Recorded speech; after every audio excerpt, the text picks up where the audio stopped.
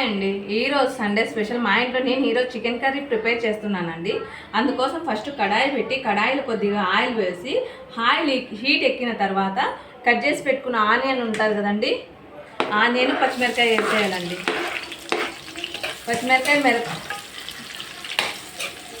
ఎర్రగడ్డ పచ్చిమిరకాయ బాగా వేగిన తర్వాత మనము చికెన్ వేసుకోవాలా, కొద్దిసేపు వెయిట్ చేయాలి. ఇలా ఎర్రగడ్డ పచ్చిమిరకాయ బాగా వేగేసిన తర్వాత మనం కడిగి పెట్టుకుని దాంట్లో చికెన్ అండి, ఈ చికెన్ అంతా దీంట్లో వేసేసుకోవాలా. చికెన్ అంతా ఇలా వేసిన తర్వాత దీన్ని మళ్ళీ ఒకసారి బాగా కలుపుకోవాలండి. ఇలా చికెన్ అంతా కలుపుకొని కొద్దిసేపు దీన్ని ఆయిల్లోని ఇలాగానే మగ్గబెట్టేసేయాలండి. దీన్ని ఇలా కొద్దిసేపు చికెన్ మగ్గబెట్టిన తర్వాత దాంట్లో కొద్దిగా పసుపు, కొంచెం ఉప్పు వేసి మొత్తం మళ్ళీ ఒకసారి దీన్ని కలుపుకోవాలా. ఇలా కలిపేసుకున్న తర్వాత దీని మీద కొద్దిసేపు తట్ట మూత పెట్టేస్తే కానీ దీంట్లోంచి వాటర్ అన్నీ బయటకు వస్తాయండి. ఆ వాటర్లోనే ఆల్మోస్ట్ చికెన్ అంతా ఉడికిపోతుంది. ఇట్లా కలుపుకొని ఒకసారి నేను తట్ట మూసేసుకుంటానండి. మనము చికెన్ ఇట్లా ఉడకబెట్టేటప్పుడు బాగా నీళ్ళు అవి ఇలా ఊరుతాయండి. చూడండి ఎన్ని నీళ్ళు వచ్చాయో.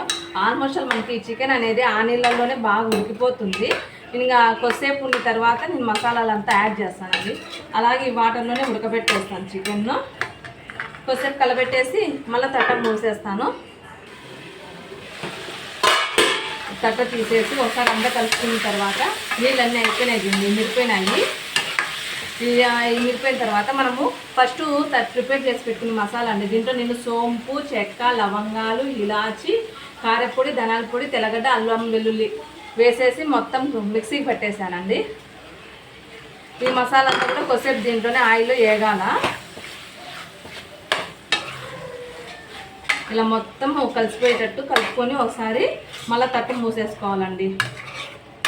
ఇట్లా మొత్తం కలిసిపోయింది కదా, ఇది మా స్టవ్ సిమ్లో పెట్టేసేసి ఇట్లా అంతా ఒకసారి కలుపుకొని తట్టు మూసేయాలండి. ఒక నిమిషము. ఇలా ఒక నిమిషం అయిన తర్వాత మూత తీసేసి మొత్తం ఇలా ఒకసారి కలుపుకుంటే ఇది ఇట్లా ఆయిల్ అంతా బయటకు వచ్చేస్తుందండి. అప్పుడు మనకు కొంచెం బాగా మసాలా కూడా వేగిపోయినట్టు. మళ్ళీ దీంట్లో కొద్దిగా మనకు పులుసు కావాలి కదండి, కొద్దిగా వాటర్ వేసేసి ఒక నిమిషము ఉడకబెట్టేస్తానండి. అట్లాగని